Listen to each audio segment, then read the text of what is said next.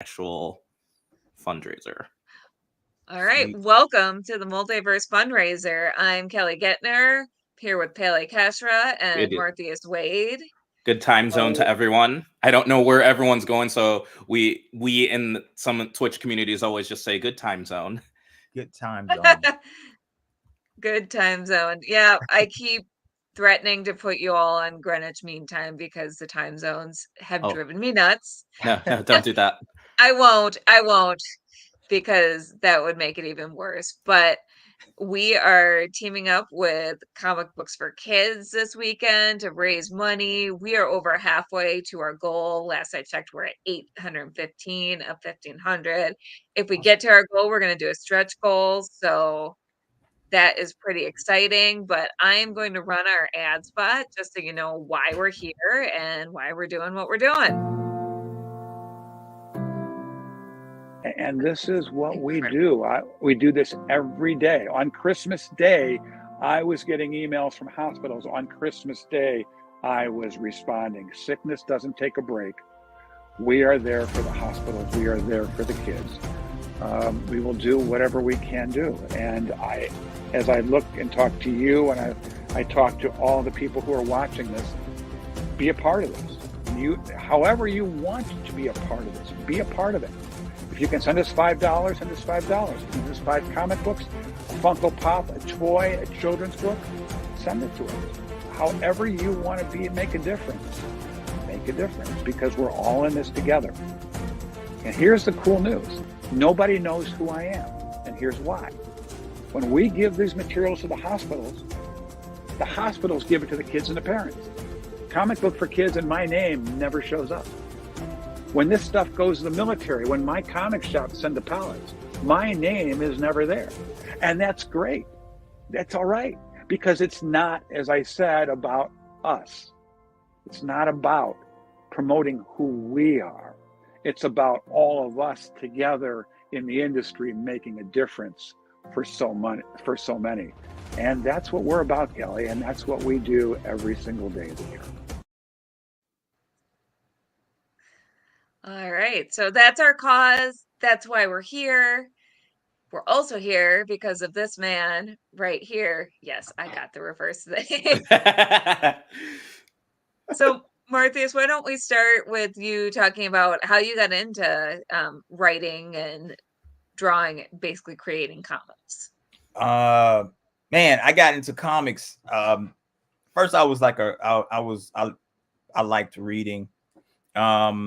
I used to like Speed Racer, stuff like that. Oh, you know, that was my thing. But my mom picked up comic books for me because, you know, I like to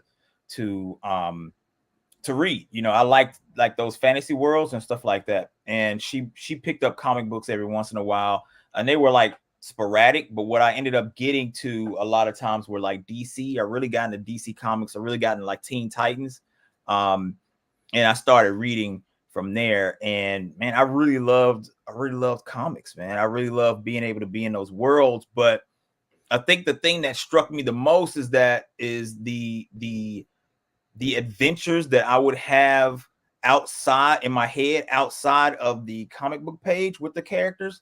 So I used to start writing those adventures down and being like, oh, you know, what if Robin did this or Batman did this? And then after that, I started drawing those adventures. Like, so I would draw them in my notebook and stuff like that, you know, and that's essentially the short story of how I got, you know, started writing my own comics. After that, I was like, you know, after that's just like a natural progression into like, you know, now I'm going to put my own character that I design inside of this world and see how it works.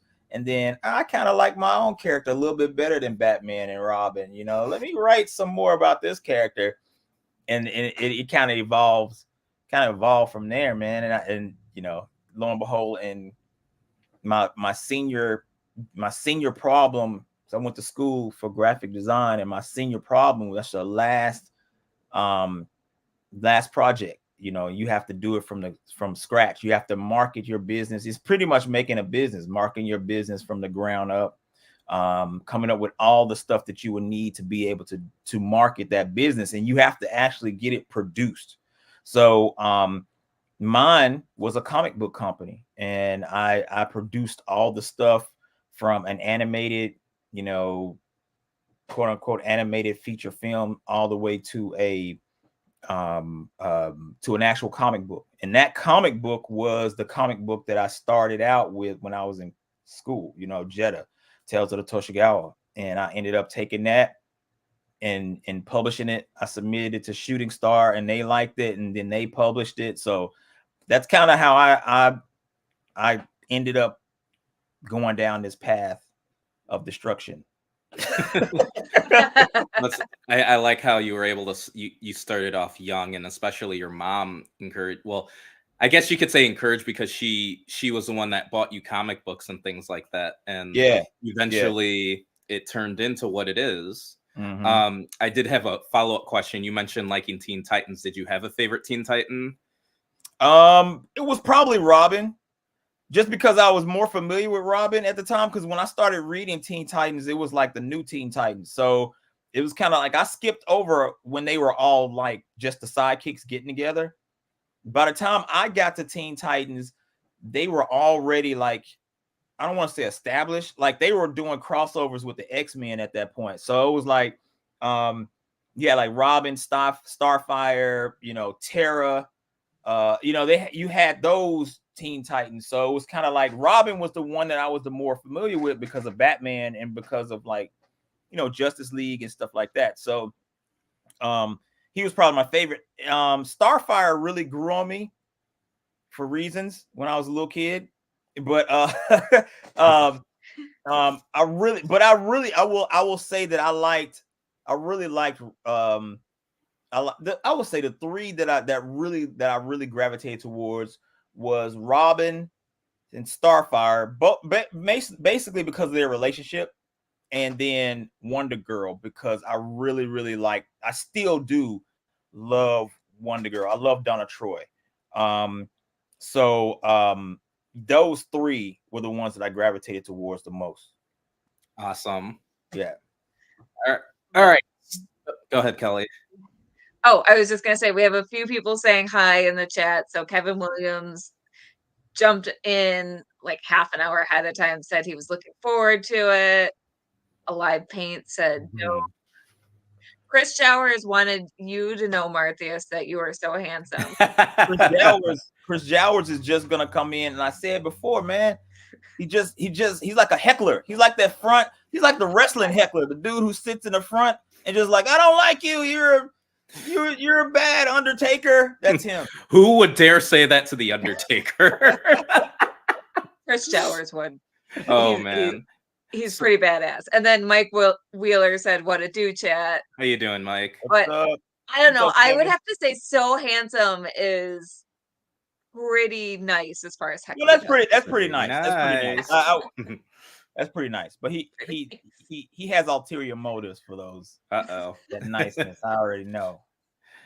All right. So getting back to moving on from DC to your work, we have right here Shinobi, which is something that you wrote, and I've been reading, and I've definitely been enjoying it. So I have a couple questions that I want to ask. So firstly, the name Shinobi, I know that like Shinobi is like a ninja term for a ninja, but this is just a personal question that I have to ask. When I grew up, there was a game that you might have heard that was in arcades by Sega called Shinobi. And there are a couple games.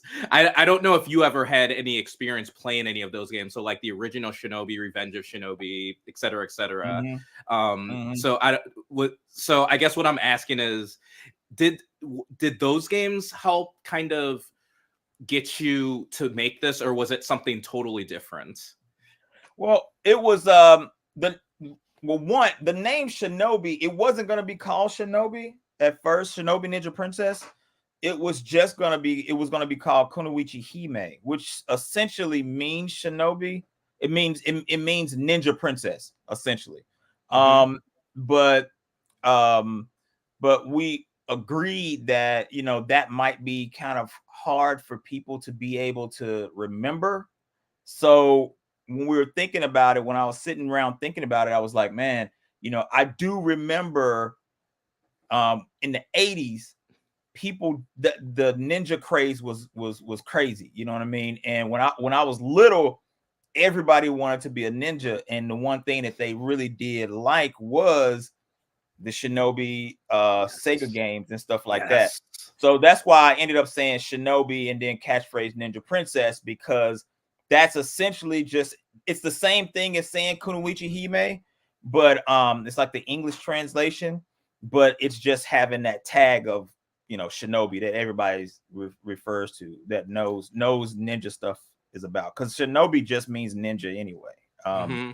And yeah, I mean, but those games I used to play those games a lot. I was more of a Ninja Gaiden guy.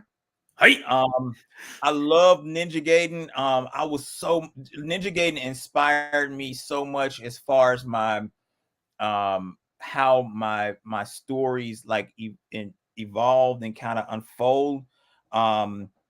That and anime, those two things really spoke to me when I was younger, especially writing. Ninja Gaiden was actually the first game that I remember playing that ever had cutscenes where you played you played it, and then you understood the story. It wasn't just a linear beat 'em up, you know what I mean? It was just like you actually played it, and the characters talked back to you, and it had dialogue. It was really cool, man. That was the first one that I remember doing that, so it stuck with me.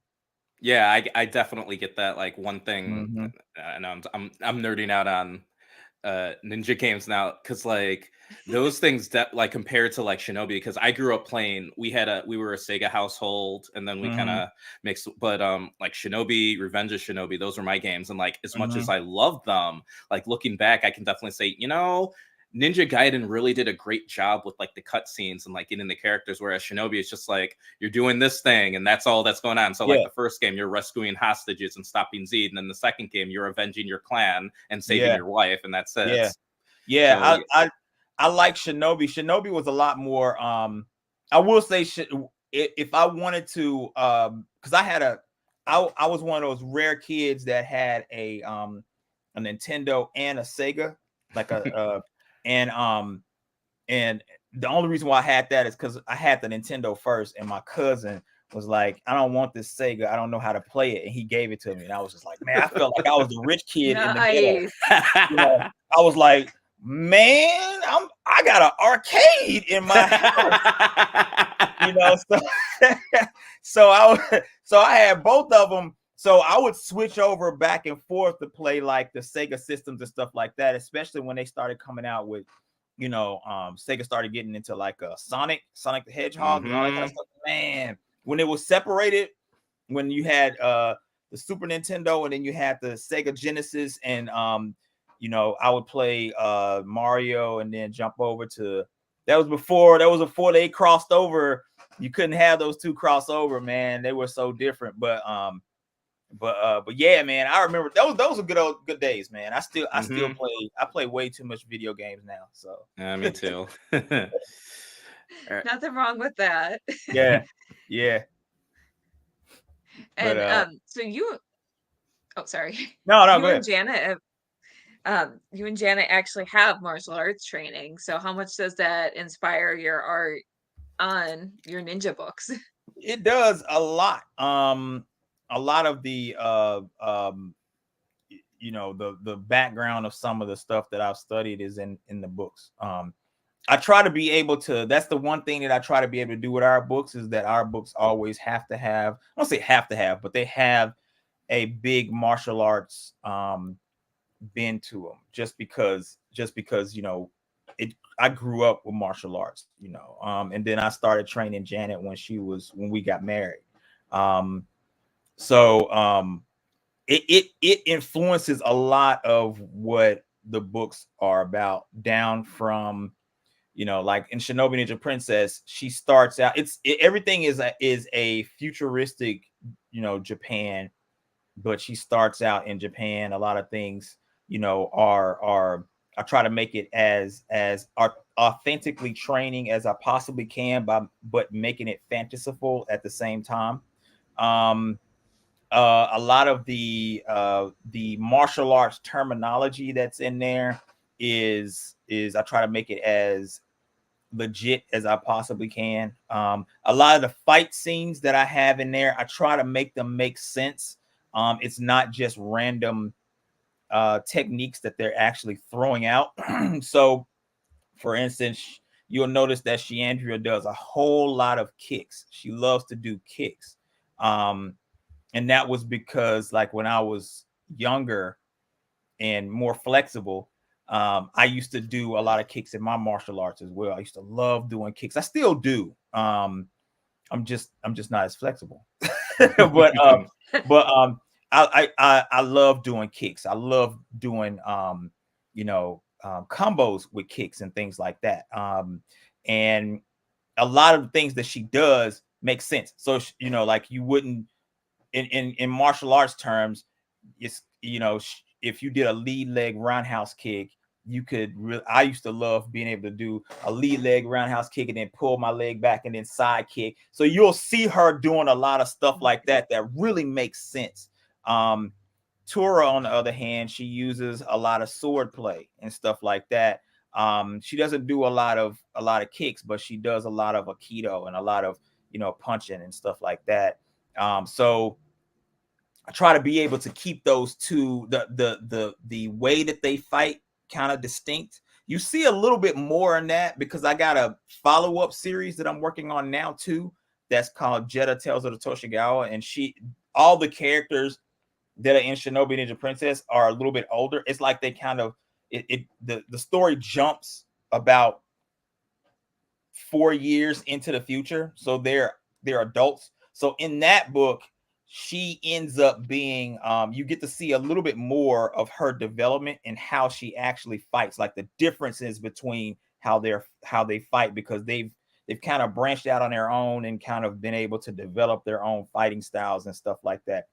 Tura's fighting style is a little bit more down and dirty and kind of gritty, like she would throw sand in your eye and then throw you down or something like that. Whereas Sheandria is really, really elegant. She's very elegant with kicks and stuff like that, and very like flowing.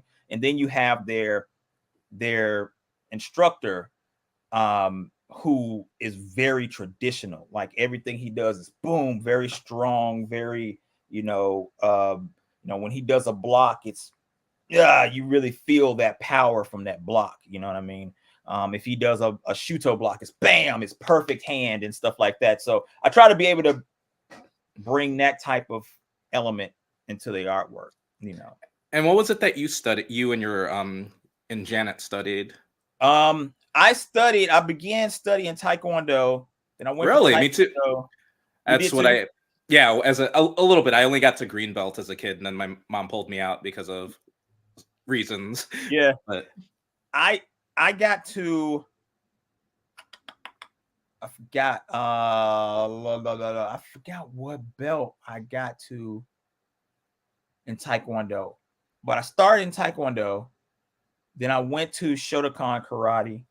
I got a 2nd degree black belt in Shotokan Karate.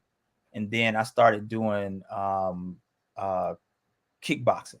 So like I kind of went around in the area and stuff like that, just kind of like doing martial arts, you know what I mean? I'm more of the proponent. Like I remember back in the beginning when I started doing martial arts and stuff, when I was little, everybody was like, what style are you? What do you do?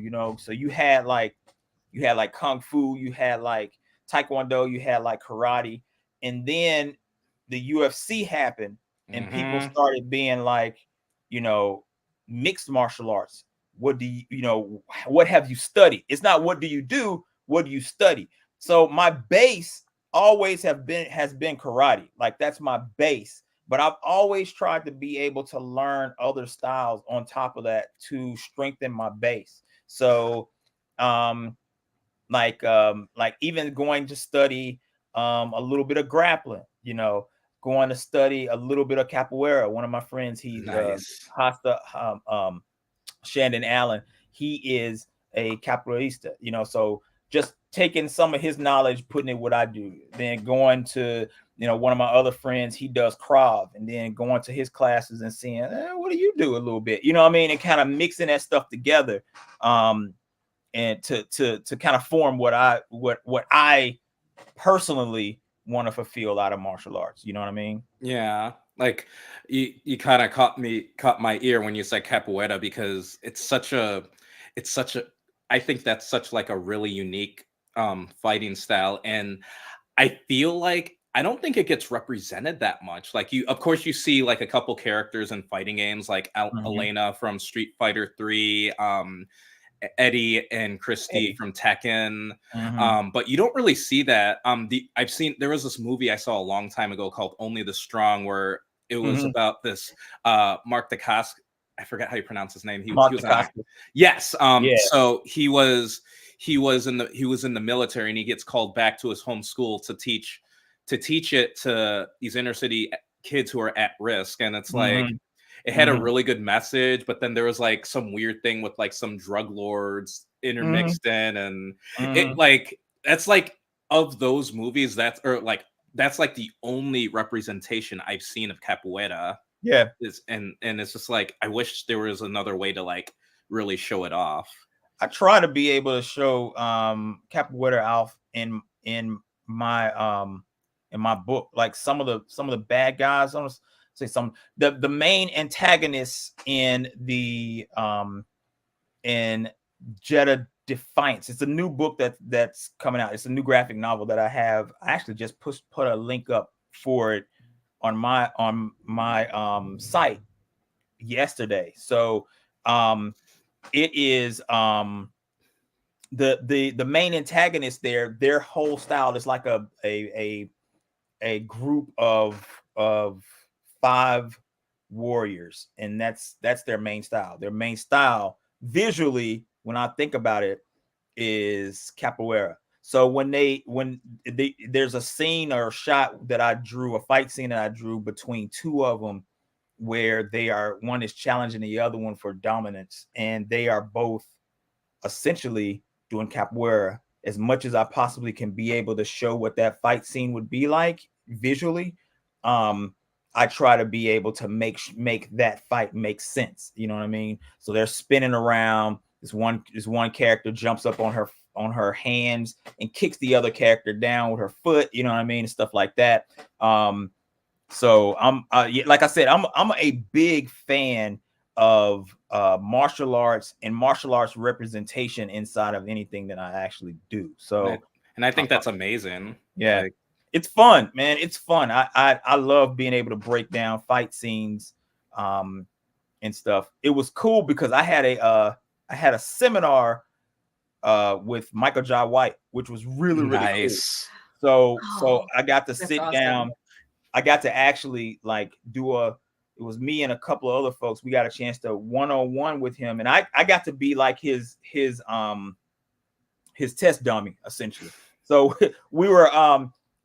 he was showing us how he breaks down fight scenes and stuff like that. And a lot of that idea that he was talking about and he was doing, I end up trying to be able to bring into like visually into my pages and in my panels, because like some of the ideas are the same. Like, try not to flip, the camera too much. If you've shown one side of the fight, make a good point to try and keep it on that same side, unless you have a good point or a good point of reference to flip the camera, because it'll confuse the eye and confuse the action, like stuff like that. You know what I mean? I bring into my artwork visually. So all that stuff, like all of my experiences like that, I try to be able to build on. All right, that's awesome.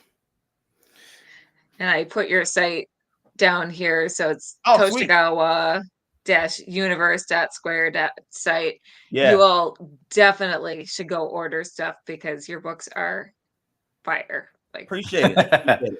It's amazing. If you it's easier to be able to remember ToshikawaUniverse.com, because it'll go to the same spot. It's just that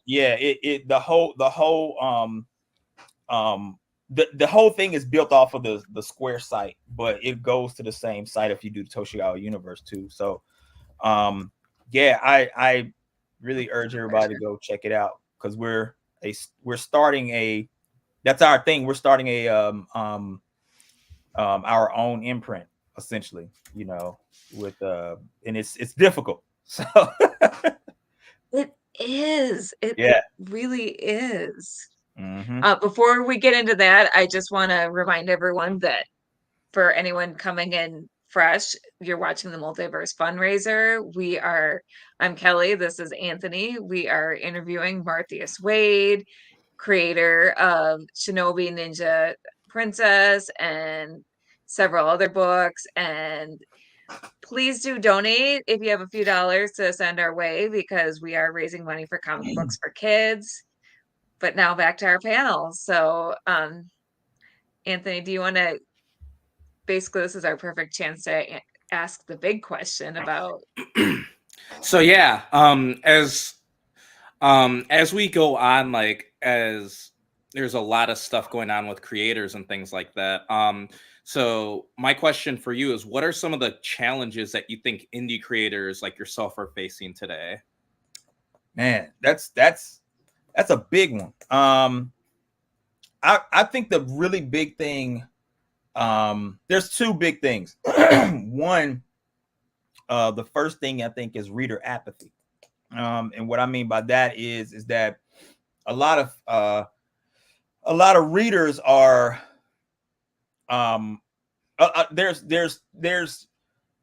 there's two camps of readers. All these things, these problems are very multifaceted. Like that's a problem in and of itself, you know. But when I say reader apathy, I'm really talking about, like, you know, you have a whole group of kids out here who are not really getting into comics. And the reason why is there's two reasons. One is because they are more apt to pick up a manga that is more substantial money-wise to be able to buy. All right. So you get a thick manga, you know what I mean? And that, you know, that lasts them for a little bit, you know. And that manga, it does have a lot of action in it, and it does have a lot of character development in it and stuff like that. But it's speaking to those kids, you know. But we also have, like, older readers like me who are not really looking for anything new to be able to grow on.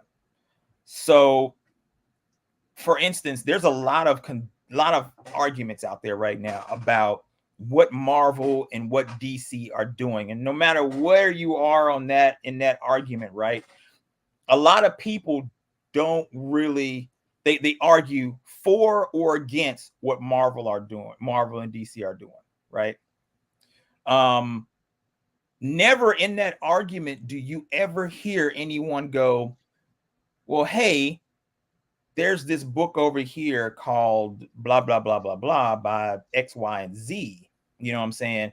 That maybe we can gravitate towards and be able to say, hey, they're doing the thing that we like for them to actually do. You know what I mean? Let's go read it. You know what I mean? Instead, we've been arguing over what Marvel and what DC should do, you know. And that's not very productive for the industry. You know, what it does is just perpetuate the argument, and the sales keep going down. Marvel and DC are going to be okay, but comic books as a whole are continuing to drop. Manga, on the other hand, with kids like my son's age, only thing they're talking about Jujutsu Kaisen. They're talking about Demon Slayer. They're talking about, like, this new anime that's on called Mashal. They're talking about all of those, right? And it's exciting and it's fun, and it's because they're not being dragged down by this argument of what they feel like it should be. You know what I'm saying? They're not the oldness of what it was and what it should be, you know what I mean, and stuff like that. So that's what I mean by kind of like reader apathy, you know, in comics. Readers just, they want kind of what they want, and they don't want to kind of look and explore anything new that possibly could give them a new perspective on what they want.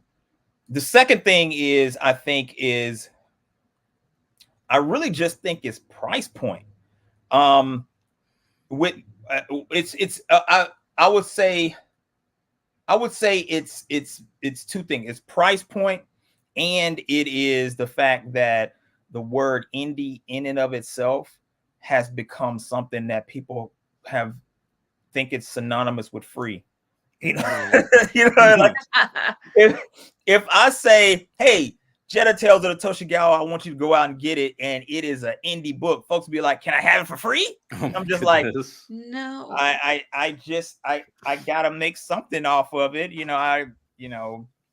Can you buy it? And they're like, nah, I'm good. You know what I mean? I'll just go complain about Marvel and DC. I'm good. You know what I mean? But I think that those two are the biggest problems when facing independent publishing, man. It's difficult. It's tough. It's tough for people to be able to for you to go, hey, I want you to be able to invest your time and your effort into being able to pick up this book and reading it and giving it a shot. Just people giving it a shot is tough. Like, I'm talking about, like, if you get people in the door, especially on social media or on the internet, if you get people in the door to pick up your book, for one, go to your link, then click on a book and look at it and say, hey, I want to buy, click, man, that's like getting into the NBA. It's like getting into the NBA. If I was going right now and I was like, I'm gonna be the next Michael Jordan and go to the Bulls camp and get into the Bulls, that's essentially the same thing as getting somebody to go, hey, I like this book. Click, I'm finna go buy it. You know what I mean? I'm trying to hold when you say Bulls, NBA, I'm trying to hold myself back from making a comment about the Chicago Bulls because I'm from Chicago and I'm just like, nope. Keep on. Hey, you got a good chance, man. If you're gonna be a comic book artist, just go down instead. Go down to where the Bulls are practicing, slap the ball out of somebody's hand, and go just dunk it. They will hire you, and you'll be like, I made it.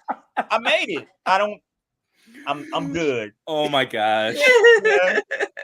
But yeah, it's difficult. It's difficult to get people to just take notice, take you seriously, and be able to say, man, I really like that. You know what I mean? And I want to be able to support it. That's the most difficult part of all this. The rest of it is fun, man. The rest of it is like, I get a chance to sit around. I don't say sit around like we just be sitting around in our underwear or something. Yep.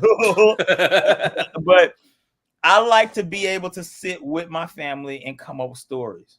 Man, it's the funnest thing in the world. We have so much fun just sitting around and talking about how stupid some of our characters can actually be if we wanted to. You know what I mean? It's just fun, man. And then, doing Shinobi Ninja Princess and getting back into our kid frame of mind, like when I was 14, what was I feeling?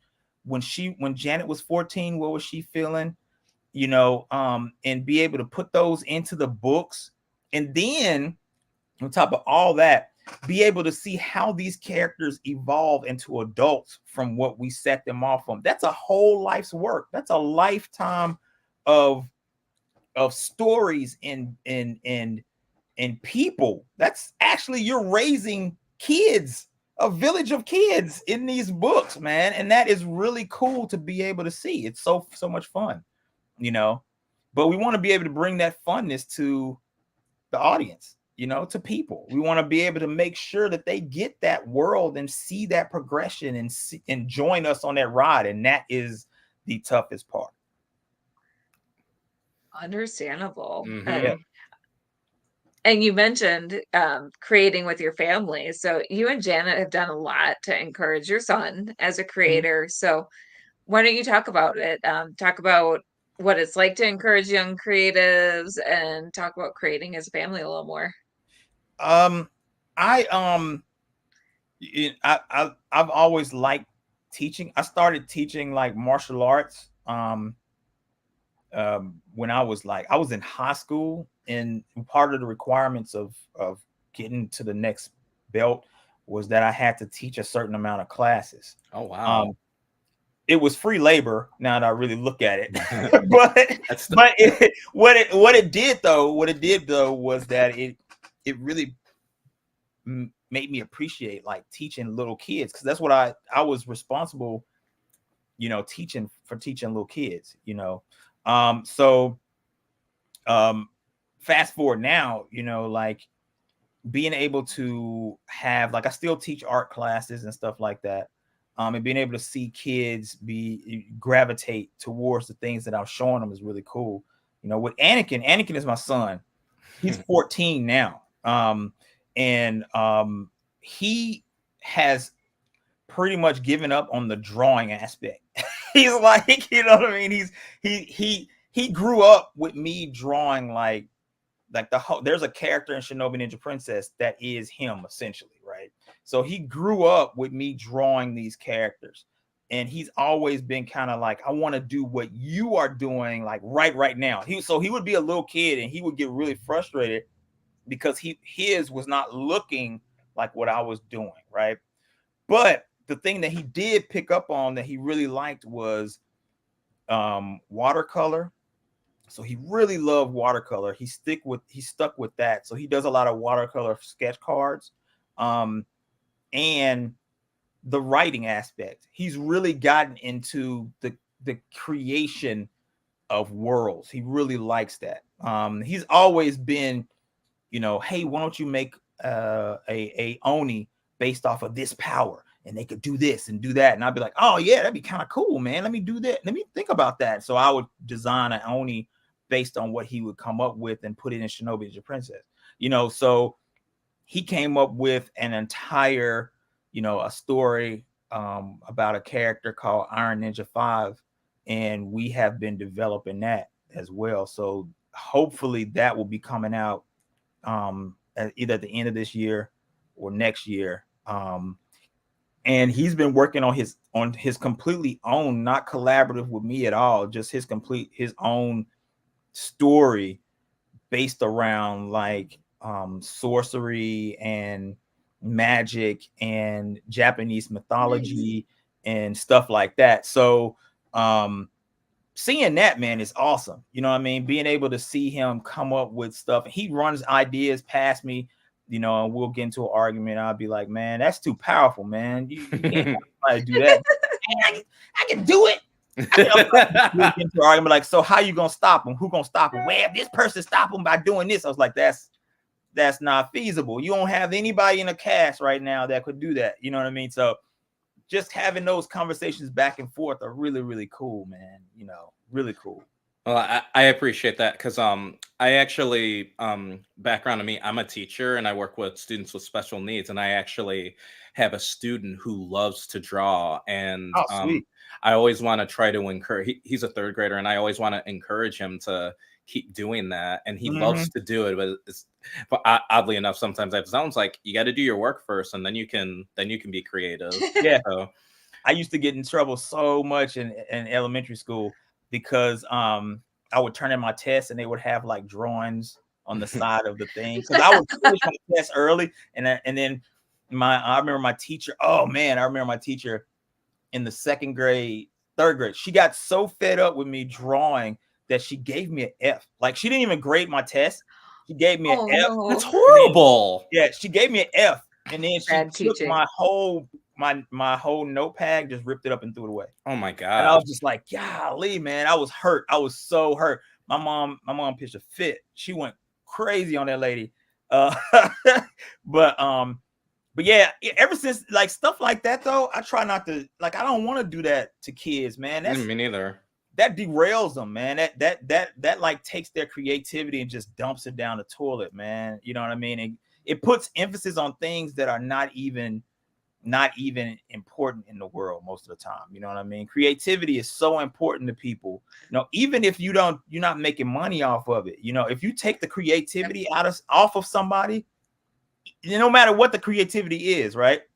They could be a woodworker. They could be an excellent speech therapist, or talk, or they create speeches, or communication and stuff like that. You take that creativity away from them and make them do something that they don't want to do, and they can't do that creative outlet, that you have the most horrible, upset people in the world.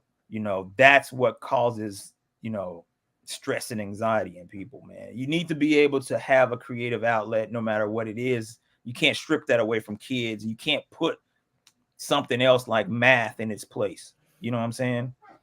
It doesn't work. I agree. So we haven't touched on Ready to Spar yet. So do you want to talk about this a little bit? It is, yeah. Ready to Spar is not for everybody. That's some crazy stuff that happens in that book. It is basically it was a web. It's still a web story that I do every week. That's pretty much full of jokes, and it is a take on the epidemic. Golly, it's just like, it's not that bad, but it's a take on like what I was seeing on social media at one point, where there were two Instagram models, and they were arguing back and forth with each other because one was doing martial arts, but it was all like the martial arts she was doing, the video, it was like, social media it's fake, it's all put up. The person's like all dressed up and they got full makeup on, but they're hitting the pad and supposed to be sweating and stuff, so it was kind of fake, right?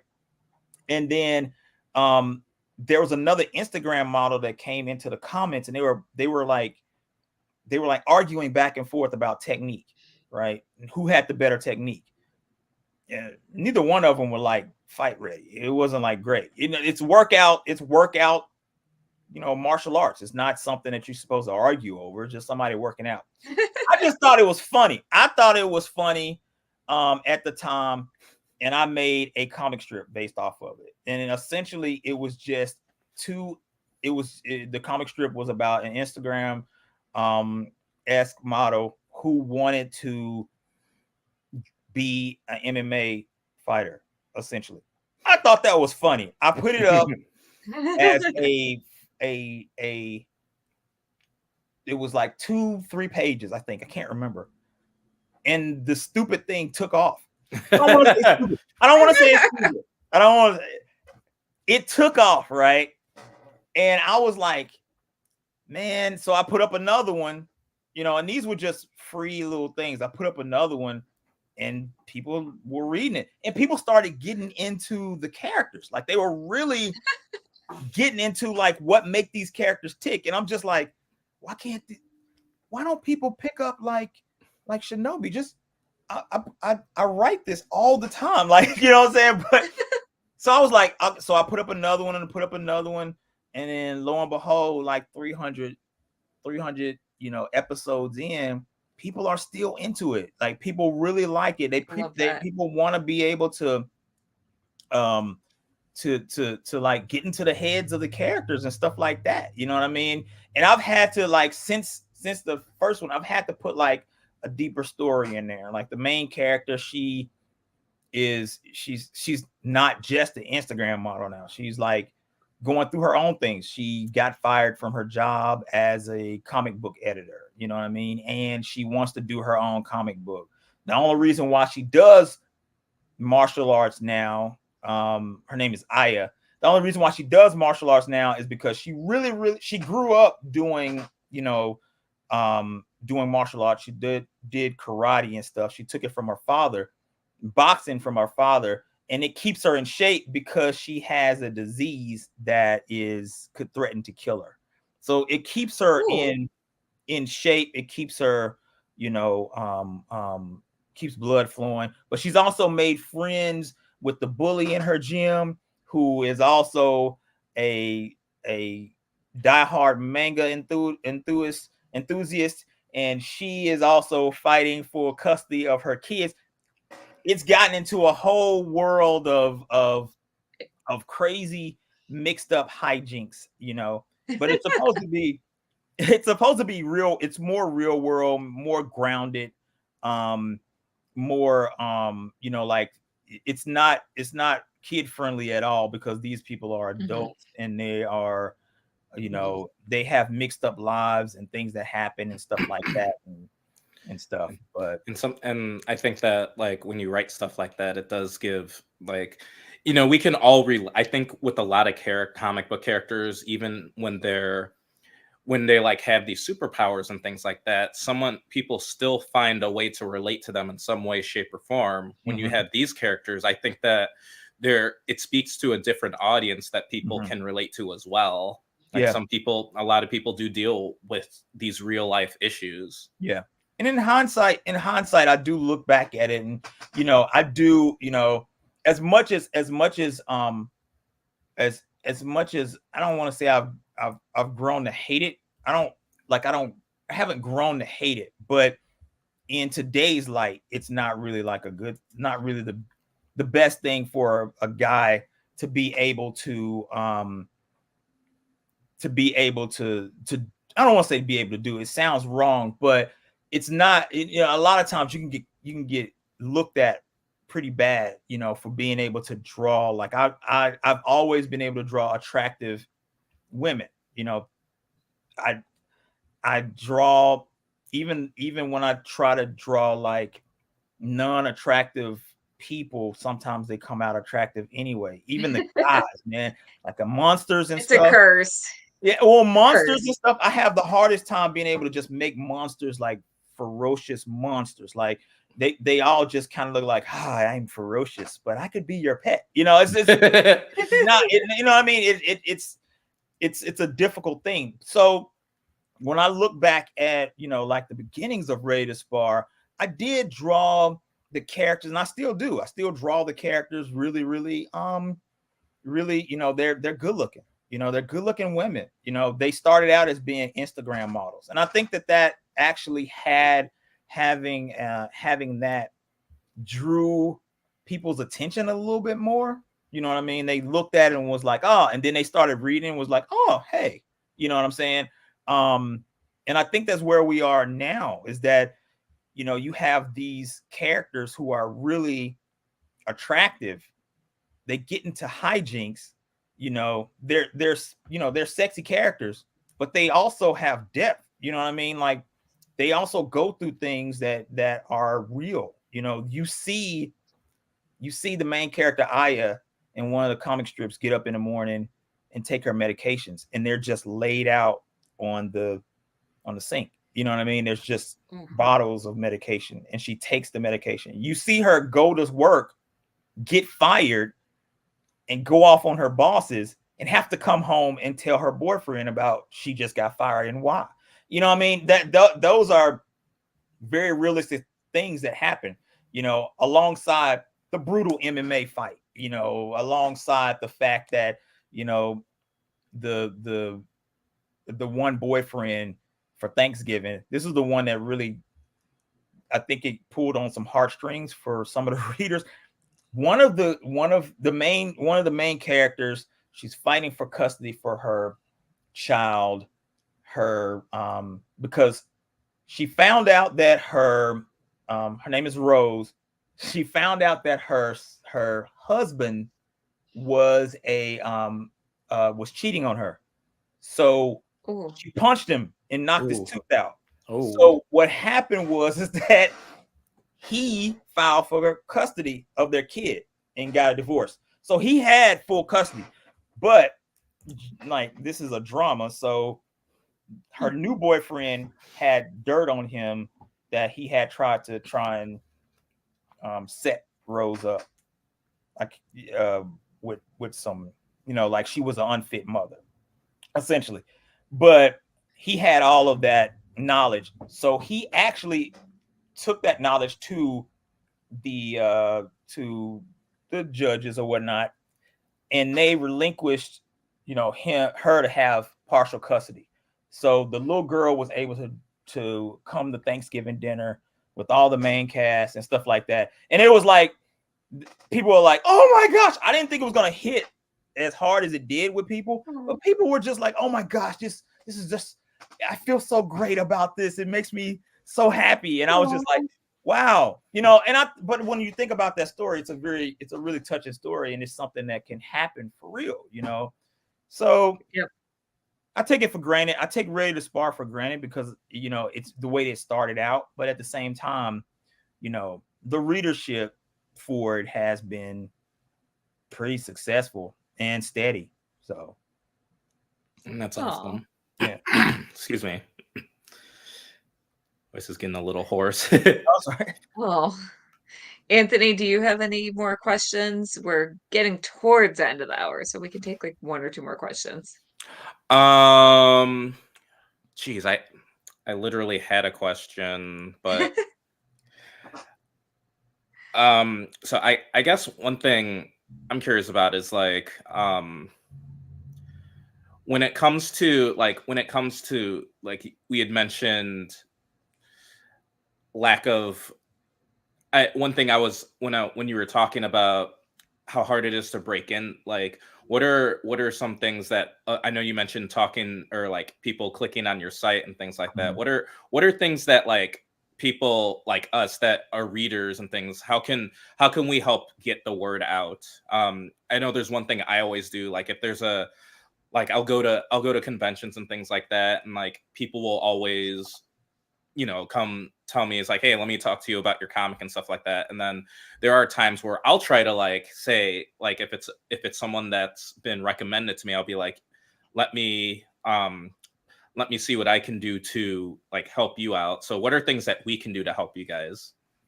One of the things is just spread the word, spreading the word. And letting people, well, right now, one of the bigger things too is just letting people know the differences between AI art and like people that's actually doing for real stuff. Yeah, I know AI is a huge thing right now. It's a huge thing because it's just, it's easy for people to actually be able to use right now, especially on social media. But the problem is that, those things are it's essentially stealing artwork from other people. And it's also demeaning to an artist who actually works really, really hard to be able to do the things they do. So being able to distinguish between those two and letting people know, because everybody doesn't know. So letting people know, hey, what you got is AI art and it's stolen art, let them know. The other thing too is being able to just spread the word about what you like as opposed to what you don't like. Even if it's an indie thing, you know what I mean? Like if you like our books, that is awesome. Tell people what you like about the books and point them in our direction. You know what I mean? If you want to support and you don't have the money to buy a book or to download a book from our site, share a link. You know what I mean? Share a link, and when you share the link, you just can't share the link and just be out. You have to share the link and actually say what you like about the book, because that helps a lot. Those are the main things. That's it. It's super simple, like I said, just being able to spread the word on those two. I did see Chris Jower said, what are the red flags an indie publisher should look for? Boy, that's a whole nother podcast. That's a whole nother live stream about that. One thing though, I will say, now this is real quick, before you sign a contract for a publisher or anybody that you're getting ready to do work with, have a lawyer on tap to be able to look at the contract before you sign it. That right there will circumvent anything across the board, but yeah. But we can get back into that one. We can. We'll have to have a part 2. Yeah. Yeah. We have to. I always want to do a part 2. Like I always enjoy interviewing you. Yeah, we can, man. I'm always, like I said, I got stuff. I got my action figure I want to be able to talk about. Nice. and the plushie that I want to be able to Plushie! Oh my gosh, so cute. So yeah, man, I'm And good. Like, just let me know when you you're guys looking want to do into it. crowdfunding those, right? I'm trying to. The action figure is going to be a lot. The plushie, not so much. I mean, I may not even crowdfund that. I can just do it. But the action figure is going to be a lot, because there's a lot that goes into it. There's the distribution point, the shipping point, the production is the easy part. Like, we already have half of the production completed already with the prototype. It's just that the manufacturing of it, as well as the shipping and getting it in stores. Those are the things that cost the most money, and that, you know, I would want to be able to crowdfund if I could. So we're looking into, you know, stay tuned. We're looking into all of our options to be able to get that done. So people should follow you on social media. Where can they find you on social media? If you look on Facebook and Instagram, just go on to Toshigawa Universe, and that'll pop up. You can go, and same thing on TikTok too, because I do a lot of TikTok stuff as well, where I show like progressions and things like that to my artwork. And then you can, on TikTok, it's Toshigawa Universe as well. On YouTube, I got a YouTube show where I do I just talk musings while I'm doing my artwork. So you can see my progressions. You can see how things are kind of like pages, how I'm setting up my pages for my next books and stuff. We also play video games and stuff on there when I can get my son to sit down and do it. But that one, MAW.productions. If you look that up on YouTube, then you can just follow us there as well. So, are you going to be appearing at any conventions down the line? Yeah. So we're getting our convention schedule put together. So we're going to be at Anime Blues Con in June. We're going to be at Library Con in May, and both of those are in Memphis. Man, we are going to be at Memphis Japan Fest in at the Botanic Gardens. Ooh. And that is in November. And then in April, we're going to be in Nashville at the Cherry Blossom Festival. Man, I'm trying to see if we can get back to, you know, possibly doing Superman Celebration. Oh, that's in Metropolis. Metropolis. I'm gonna I may be dropping by San Diego Comic-Con as well. Nice. So looks like you guys have a very full year. Yeah. We're doing a lot this year. I'm trying to be able to do as much as I possibly can. To be able to get the new books out and let people know that we are around, and to get involved in our world, you know. Good. Yeah. All right. Yes. But thank you guys for having me on, man. This was awesome. Yes, I really enjoyed this. Thank you for coming on. Thank you for letting me on without Janet too, because she takes up all the time. It's nice to have you all to ourselves for once. Like, I love Janet, but and people should go to ToshigawaUniverse.com, and they should order your books. I'm just giving another voucher. They're good. They're really good. Thank you. They're good for all. Aside from Ready to Spar, Shinobi is good for all ages. Yeah, Shinobi Ninja Princess, all ages. Jetta Tales of Toshigawa, young adult, and Ready to Spar is older adults. So it's something there for everybody across the board. So, which is awesome. You also have prints on there. So yeah, thank you guys. Anybody want to talk? You ever want to talk Power Rangers? Let me know. You ever want to talk Street Fighter? Let me know. Ninja Gaiden? Let me know. I'm good. So What you thinking of Street Fighter 6 so far? Man, I'm loving it. I'm getting ready to go play it in a second. Nice. Jen is probably gonna hate me for it because she's like, hey, you played it, man. But like, man, Ibuki. I mean, not Ibuki. Kimberly. Oh yes. I'm playing. That's my main right now. She's low tier, but she's so fun to play. I don't care much about tier lists. Yeah, she's so fun to play. So Nice. Yeah. And otherwise, y'all, the indie authors are coming up next, so tune into that one.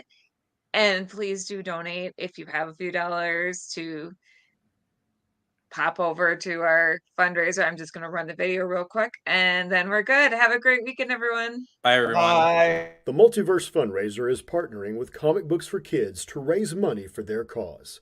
Their mission is to provide comic books to children in hospitals and cancer centers across the United States, Canada, and the UK. We believe in the importance of providing stories that promote hope and bravery to kids who are facing things that are scarier than any supervillain. And we truly believe in this cause. To donate, you can either go to our Facebook page at www.facebook.com/The Multiverse Fundraiser or directly to comicbooksforkids.org.